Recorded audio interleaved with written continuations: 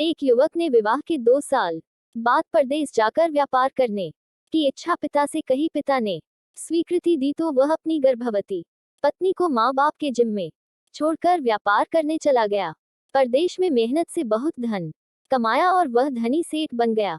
17 वर्ष धन कमाने में बीत गए तो संतुष्टि हुई और वापस घर लौटने की इच्छा हुई। पत्नी को पत्र लिखकर आने की सूचना दी और जहाज में बैठ गया।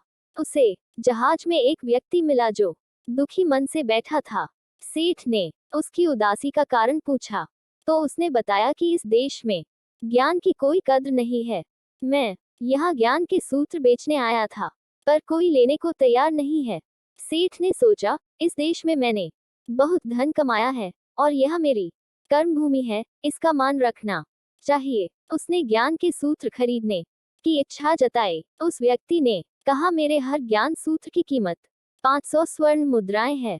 सेठ को सौदा तो महंगा लग रहा था लेकिन कर्मभूमि का मान रखने के लिए 500 स्वर्ण मुद्राएं दे दी।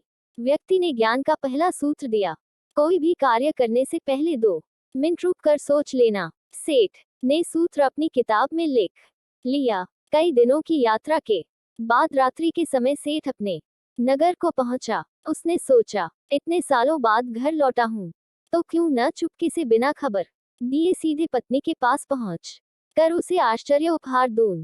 घर के द्वारपालों को मौन रहने का इशारा करके सीधे अपने पत्नी के कक्ष में गया तो वहां का नजारा देखकर उसके पांवों के नीचे की जमीन खिसक गई। पलंग पर उसकी पत्नी के पास एक युवक सोया हुआ था। अत्यंत क्रोध में सोचने लगा कि मैं परदेश में भी इसकी चिंता करता रहा और ये यहाँ अन्य पुरुष के साथ है, दोनों को जिंदा नहीं छोड़ूंगा।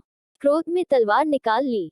वार करने ही जा रहा था कि उतने में ही उसे 500 स्वर्ण मुद्राओं से प्राप्त ज्ञान सूत्र याद आया कि कोई भी कार्य करने से पहले 2 मिनट सोच लेना। सोचने के लिए रुका, तलवार पीछे खींची तो एक बर्तन से टकरा गई।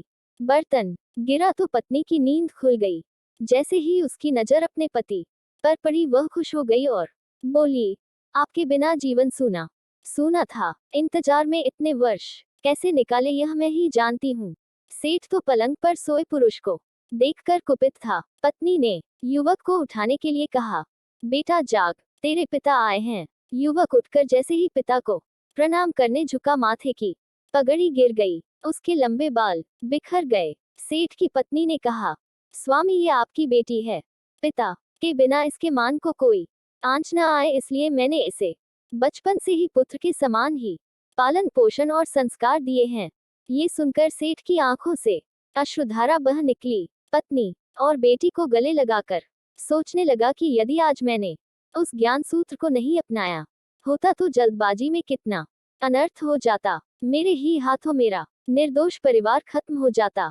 ज्ञान का ये सूत्र उस दिन तो मुझे महंगा लग रहा था लेकिन ऐसे सूत्र के लिए तो 500 स्वर्ण मुद्राएं बहुत कम हैं। ज्ञान तो अनमोल है। इस कहानी का सार यह है कि जीवन के 2 मिनट जो दुखों से बचाकर सुख की बरसात कर सकते हैं वे हैं क्रोध के 2 मिनट। इस कहानी को शेयर जरूर करें क्योंकि आपका एक शेयर किसी व्यक्ति को उसके क्रोध पर अंकुश रखने के लिए प्रेरित कर सकता है।